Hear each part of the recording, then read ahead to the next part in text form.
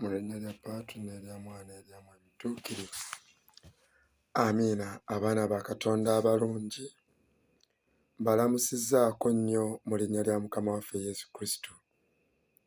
Tukimanyi nti Katonda ali wamu naffe, tukimanyi nti Omukama akolera mu ffe. Twagala okulaba nti mu bulamu bwaffe tubaako ebintu bye tukwatako.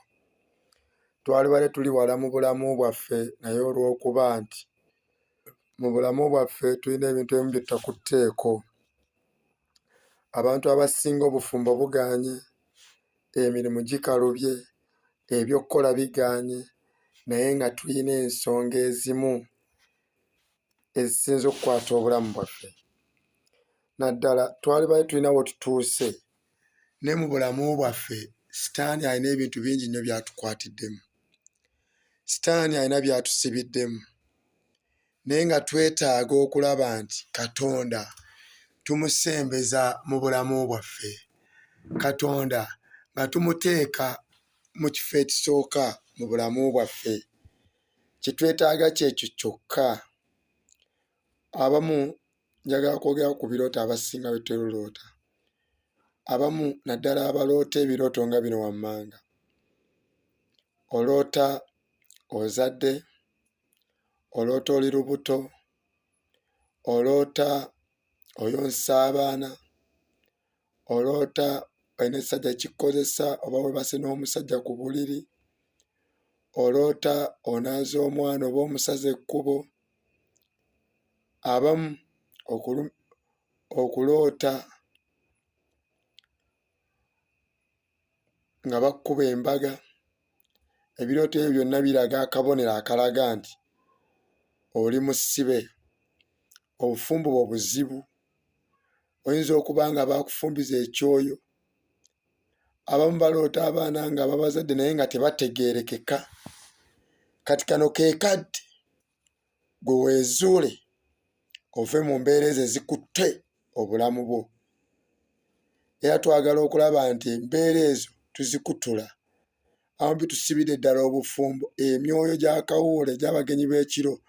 Bw'olaba nti ofuna ebirooto ebyo, manya omwoyo gwa kawula oba ogw'abagenyi b'ekiro gukuliko. Obubonero obulala, abamu mulumizibwa amabeere, ennywanto oba go gennyini. Abamu mulumizibwa mu nsonga, abamu mulwala infections. Kati ebyo byonna obizuulamu ggwe, manya obulamu bwo wa we buli. Olwane okulaba nti Omukama akusumula mu mbeera ezo. Kale n'olw'ensonga eyo tuyagala twegayireko Omukama tuyambe mu kiro ky'olwaleero bisobole okutambula. Ayi Mukama Katonda kitaffe ye ggwe Katonda ayamba abaana be era n'obasumula mu buli mbeera zonna. Mu byonna ebyasibwa obulamu bwabwe, byonna ebikutte obufumbo bwabwe, byonna ebikutte pulaani zaabwe, Mukama Yesu tukukwasa ekiro ky'olwaleero kubanga ye ggwe Katonda abayamba. Ye ggwe Katonda abayamba okuwangula buli mbeera zonna. Mukama yimirira mu bulamu bwabwe, yimirira mu byabwe byonna, yimirira mu bye bakola, obawanguze embeera zonna, obawanguze ebirooto ebyo, obawanguze emyoyo gye gibakozesa, egyo egyabawasa, egyo egyabafuula abakazi baabwe. Mukama Yesu obawanguze buli myoyo gyonna egyabadde gyawamba obulamu bwabwe, egyabawa emyoyo gyabwe, egyabakwata ne baba nga tebalina lugendo lwe bagenda mu maaso, nga buli afuna omusajja y'agenda, tebawangaala. Abasinga Mukama waliwo abali wano tebawangaaza basajja, bakyankana awatali nsonga olw'okuba emyoyo egyo gy'abakwata, emyoyo gya kawula. Mukama amaanyi go weegali, basinkane era basumulule mu linnya erya Yesu Omwana wa Katonda omulamu. Basinkane era basumulule mu linnya erya Yesu. Mukama balabe ekitiibwa kyo, balabe obuwanguzi bwo ku bwa Yesu Kristo Mukama waffe.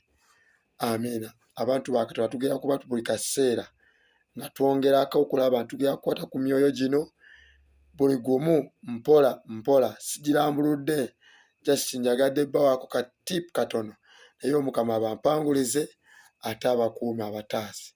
Wabula kyenkusaba oba tonnaba kusubscribing, you subscribe. Tulabe nga vidiyo gye tuteekayo ekuyamba. Likinga nyiga kade tulabe nga tutambula ffenna. bw'oba osobodde sheyalingako ne banno tutambule wamu kuba enjigiriza zetugenda okuba tuteekako zigenda kuba zituyamba tulabe ng'obulamu bwaffe bukyuka okuva mu myoyo gyonna egyatusiba egyakwata obulamu bwaffe. Omukama bampeera omukisa.